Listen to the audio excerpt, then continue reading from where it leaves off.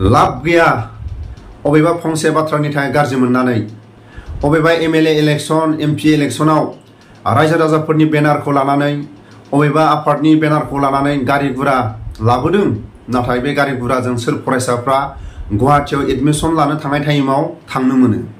सोर रायजो राजाफ्रा बेमारि नखरफ्रा थाव सोनानै तेजपुराव बेमारिखौ लांनो गुवाहाटीयाव लांनो दिल्लीयाव लांनो माला लांफेरनो मोनखो? दिनैनि समाव सोरबा दुखु मोननानै लाब गैया। इलेक्शन टाइमावल' रायजो राजा इलेक्शन टाइमावल' गुबुन गुबुन आफादनि बेनारखौ नांगौ। नाथाय गारि गुरा लाबोनो थाखाय रायजो राजाफोरनाव सुंस्लुनाय गैया। माबा मोनसे थाखा फैसा बेसेबां लाबोदों बेसेबां हरदों बेफोरखौ फोरमायनायनि माखासे सम गैया। गाज्रि मोननानै लाब गैया। फरायसा आफादनि मुङाव खां अबा साहित्य सभानि मुङाव खां गुबुन गुबुन धर्मनि आफादनि मुङाव खां। नाथाय प्रमद बर' दानि गोहो खुंथायाव थानाय जायफोर आलासि महरै नुजाफैगोन बिथांमोननि मुङाव खाङोबा बर' हिसाबै आंबो फंसे बाथ्रा बुंगोन, सोरबायाबो बुंगोन। गिबियावनो बयनिसिमबो खुलुमहरो। आंनि चेनेलनि नायगिरि गेदेमा रायजो राजा जोबोद दुखु नांदों। सोरबा फनखि फन सोरबाफोर गाज्रि मोननानै जेबो लाब गैया। साननैसोनि सिगां भिडिअ हगारदोंमोन। गुफुर हालामाव साननैसोनि उनाव प्रमद बर'आ थांगोन। प्रमद बर'नि मुङाव खरस पार्टीनि रायजो राजाफोरनिफ्राय हेफाजाब बिदों। नाथाय जा बुंनांगौ थायो बर' हिसाबै सोरबा फरायसा आफादा फरायसाफोरनि जेंनानि मुङाव खाङोबा बुंनांगौ जेबो गैया।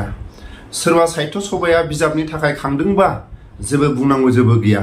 सोरबा धर्मआ माबा मोनसे धर्मनि माबा मोनसे मिटिंनि थाखाय खांदोंबा बुंनांगौ जेबो गैया।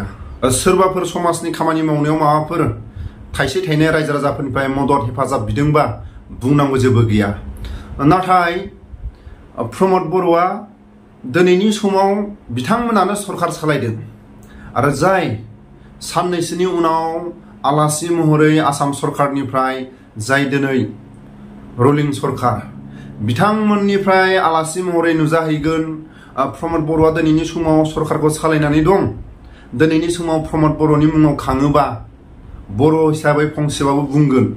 दिनैनि समाव फरायसा आफादनि मुङाव दिपेन बर'आ फरायसाफोरनि जेंनानि थाखाय दिल्लीयाव जायफोर बर' फरायसाफ्रा फरायनो थाहैदों गुबुन गुबुन जायगायाव फरायनो थाहैदों बिथांमोननि जेंनानि थाखाय रायजो राजाफोरनिफ्राय जों थाइसे थाइनै खांनानै हेफाजाब हरनांगौ होननानै जुदि ससियेल मिडिया बर'नि निउसफ्राव जुदि बुंनानै खाङोबा दिपेन बर'आ थांनानै खाङोबा जेबो बुंनांगौ गैया।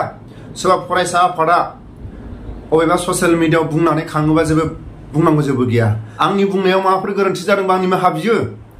सोरबाफोर सोरनिबा दैदेनगिरिफोरनि खाथियाव जुदि अबेबा खोथाया बिस गोनां जादोंबा आं निमाहा बियो। मानो होनोबा फरायसा आफादा फरायसाफोरनि जेंनानि थाखाय खाङोबा जा बुंनांगौ जेबो गैया। सोरबा साहित्य सभाफ्रा अबेबा बिजाबनि थाखाय बा बर' बिजाबनि थाखाय जुदि माबा मोनसे जेंना जानानै जुदि खांदोंबा बुंनांगौ जेबो गैया। सोरबाफोर धर्मनि माखासे मेल मिटिंनि मुङाव खांदोंबा बुंनांगौ जेबो गैया। सोरबाबो समाज सिबियारि बिथांमोना जुदि खांदोंबा बुंनांगौ जेबो गैया। नाथाय जायफोर रुलिं सरकार आरो जाय गोहो खुंथायाव दं बिथांमोनखौ आलासि महरै हांख्रायनायाव आरो बिथांमोना हांख्रायाबाबो थांखानांगौ बिथांमोननि दायथ'।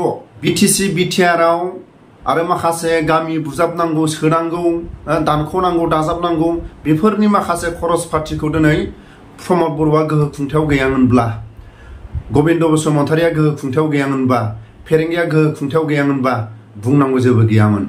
दिनैथ' गावसोरनो सरकारखौ सालायदों बा जोंनि बर'नि मोननैसो चेनेलाव दिनै मानो नुनो थाङाखै?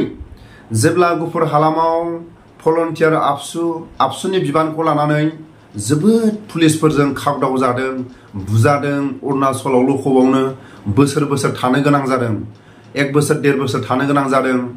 ओरैबायदि अरुणाचल पुलिसफोरजों बुख्रुब जादों फरायसा आफादनि जायफोर दैदेनगिरिफ्रा।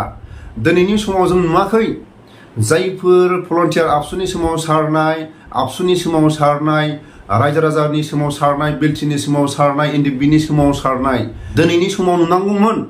गुफुर हालामाव जायफोर जोबथेसालियाव आबसुनि बिबानखौ लानानै जायफोर आबसुनि बिथांमोनखौ दिनै पुलिसनि माखासे बुख्रुब सुख्रुब खालायनाय जायफोर नखरा रान्दि जानो गोनां जादों जायफोर गावनि गथ' गथाया गोमाजानो गोनां जादों बेबायदि न'खराव थांनानै मोननैसो बर'नि चेनेलफ्रा सोरबा फरायसा आफादनि जेल जानो गोनां जानाय दैदेनगिरिफोरखौ दिनैनि समाव गुफुर हालामावबो जायफोर बुजादोंमोन, जायफोर बुख्रुबजादोंमोन, जायफोर हिन्दी फिल्माव जों नुनाय बायदि खाबदाव जादोंमोन आबसुनि दैदेनगिरिफ्रा, बिथांमोनखौ गोदोनायाव आर'नाइ गानहोनो थाखाय सम गैया। जोबोद दुखुनांथाव। बेखिनि आं भिडिअखौ लाना फैदोंमोन। फरायसा आफादनि सोरनिबा दैदेनगिरिफोरनि सायाव जुदि आंनि बुंनाया गोरोन्थि जादोंबा आंनि निमाहा बियो। नाथाय सोरबा रुलिं सरकाराव थानाय दैदेनगिरिफ्रा आलासि महरै फैनांगौ समाव आरो बिथांमोना फैखानांगौ बेबायदि समाव रायजो राजाफोरनिफ्राय थाइसे थाइनै खांनानै जुदि बिथांमोनखौ बरायनो थाङोब्ला मालाबाबो गनायथाव नङा। नोंबो आंबो बर' हिसाबै बुंखागोन। लोगोसे दिनैनि समाव आं बेखौनो फोरमायो, फरायसा आफादा फरायसाफोरनि जेंनानि थाखाय जुदि खाङोब्ला बुंनांगौ जेबो गैया। साहित्य सभाया अबेबा बर' बिजाबनि थाखाय खाङोबा बुंनांगौ जेबो गैया। धर्मआ धर्मनि मुङाव खाङोबा बुंनांगौ जेबो गैया।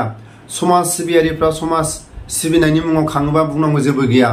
नाथाय दिनैनि समाव सोरबा रुलिं सरकार जायफोर गोहो खुंथायाव थानाय बिथांमोनखौनो जुदि रायजो राजाफ्रा खांनानै बिथांमोनखौ बरायनो गोनां जायोबा मालाबाबो गनायथाव नङा। दिनैनि समाव जोबोद दुखुनांथाव फन फैदों। सोरबाया बुंदों आंनि हौवाया दरमा मोनथ'वाखै, बेंगालरावसो दं। सोरबाया बुंदों अरुणाचलावसो दं।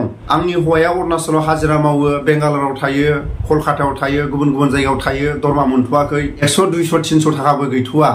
बेबायदि समाव बोरै हरनो? जोबोद दुखुनांथाव माखासे खोथा बुंहरदों। नाथाय दिनैनि समाव जों खोनानो मोनो जेब्ला MLA इलेक्सन जायो, MP इलेक्सन जायो, बेबायदि समाव सोरबा दैदेनगिरिफ्रा सोरबा रायजो राजाफोरनाव सोंनानै गारि गुरा लायाखै। जोंथ' खोनायो मालाबा समाव सोरबा साफा सानै दैदेनगिरिफ्रा MLA इलेक्सनाव सोरनिबा आफादनि मुङाव गारि लाबोनाय, सोरबा दैदेनगिरिफ्रा रायजो राजाफोरनि बेनारनि मुङाव फैसा लाबोनाय, थाव सोनानै लां। सोरबा दैदेनगिरिफोरनि खुगानिफ्राय खोनायाखै। सोरबा बेमारि न'खरा गुवाहाटियाव बेमारि लांनांगौ, तेजपुराव बेमारि लांनांगौ, अबेबा जायगायाव बेमारि लांनांगौ, जोंनि गारि गुरायाव थाव सोनानै लां। जों मालाबाबो खोनायाखै। रिन्दाव रिन्सि नागिरनानै आसामिसफोरनि गारियावसो रिजार्भ लानानै थांनो गोनां जायो। दिनैनि समाव बेसेबां दुखुनांथाव। सोरबा फरायसाफ्राबो गुवाहाटियाव थांफेराखै। बेबायदि समाव सोरनिबा गारि गुराखौ रिजार्भआव लानानै थांनो गोनां जायो। थाखा फैसा जोबोद गारनो गोनां जायो। नाथाय थाव सोनानै लाङोबा थाखा फैसाया एसेबां थाङा। MLA इलेक्सनाव सोरबा आफादनि बेनाराव गारि गुरा लाबोनाय गारिया बहा थांखो? सोरबा रायजो राजाफोरनि मुङाव गारि गुरा लाबोनाय बेफोरबायदि गारि गुराया बहा थांखो? दिनैनि समाव थाइसेबाबो थाइनैबाबो 10 थाखाबाबो सोरबा दैदेनगिरिफोरनि मुङाव दिनै बिथांमोनखौ आलासि महरै हांख्रायनो थाखाय, दिनैनि समाव बिथांमोनखौ हांख्रायनो थाखाय 10 थाखाबाबो 20 थाखाबाबो खाङो। नाथाय इलेक्सन समाव जेब्ला MLA इलेक्सन जायो, MP इलेक्सन जायो, पन्सायत इलेक्सन जायो, बेबायदि समाव रायजो राजाफोरनाव सोंनानै मालाबाबोथ' गारि गुरा लानांगौ ना थाखा फैसा लानांगौ सोरबा आफादनि साफा सानै दैदेनगिरिफ्रा सोङा।